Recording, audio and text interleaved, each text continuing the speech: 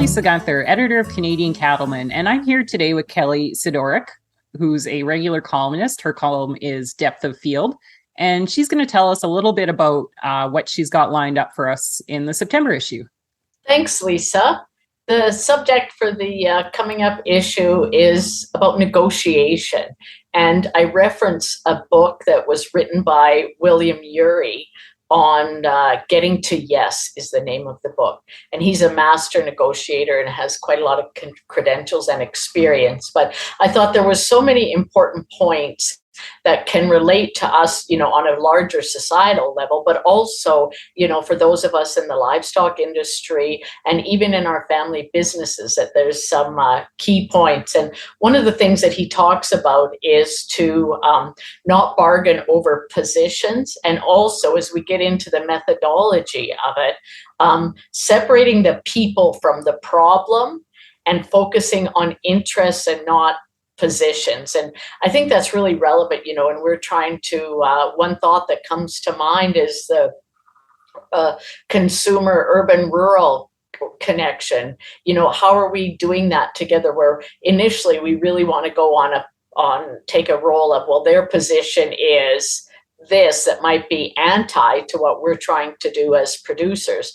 And so that we lump people into that category, into that mindset, and really we need to separate that because, for the most part, there is the common aim or interest of really wanting to provide their families with healthy, safe food, and which is, of course, our interest too. We want to be able to provide that. So again, separating the people from the position or the interest, I think, is an important piece of it. They also talk about coming up with other options, not just the A and B of the two parties involved. And he mentions using a strategy about brainstorming, which is something that we often do in our workshops in holistic management. And one of the objectives is to really come up with ideas, a third idea, or even more than that. And so with brainstorming, we want to have a time limit. We want to create as many ideas as we can. It's quantity over quality. We don't want to stop and judge. The whole object of the exercise is just to get as many great ideas out, and that gets the creativity rolling and has us come up with things that we'd actually never considered. We sometimes do it with thinking of other ways to generate income on our operations. Or it might be something as, how can we cut expenses, or how can we tackle a specific problem? And then another piece of it that we try to do is make sure we have a warm-up episode, because it's not always easy for us to just jump to this really creative idea, and to include a lot of people, including people from different walks of life is also a valuable piece of it. So I think that's a helpful thing that we can think about in our operations. And, keeping in mind that there are those shared interests and values. It might be something on our operation with, just to use specifically, maybe we're somebody is wanting to, continue with the Angus breed, for example, but maybe another party's thinking, well, maybe we should be considering a terminal cross of the Simmental or Charolais, and we can get into conflicts about, what's the best way to do it. And really, just stepping back and taking that bigger view, which William Ury calls the balcony view, to say, no, hey, what are we actually trying to do? Well, what we're trying to do is incorporate livestock into our management, of the land and in our operations. So not to get too conflictual on exactly how we're going to do it, but reminding that big picture. He also talks about, having the bridge so that the two parties are coming together to, in a willing way to try to solve it. And then again, coming up with the idea of, the whole new third entity or solution that is completely outside of what we had thought of in the first place. So I think those are some helpful things, when we think about going back to the consumer point of view.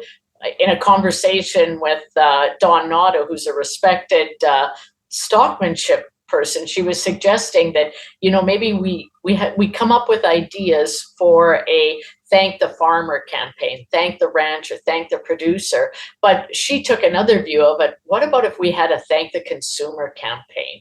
And I think that illustrates some of Yuri's examples of coming up with something totally different, but also really keeping the position and interests of other people in mind. So lots to think about there. Just going back to your point about separating people from the problem. I guess, why is that really important? And what are some tips for doing that for people that are maybe struggling to to do that thing when they're dealing with issues? Well, one of the things I think, because we're human beings and the emotions enter the picture. And another thing that Yuri talks about is saying that, conflict and even anger are not bad things. Anger can be a tool, but it depends on how we manage it and diffuse it. So we do need to be not always avoiding it, as I tend to do, but just making sure that we're dealing with it properly and having some guidelines about it. He also had an interesting idea that you have a rule that actually only one person is allowed to be mad at a time.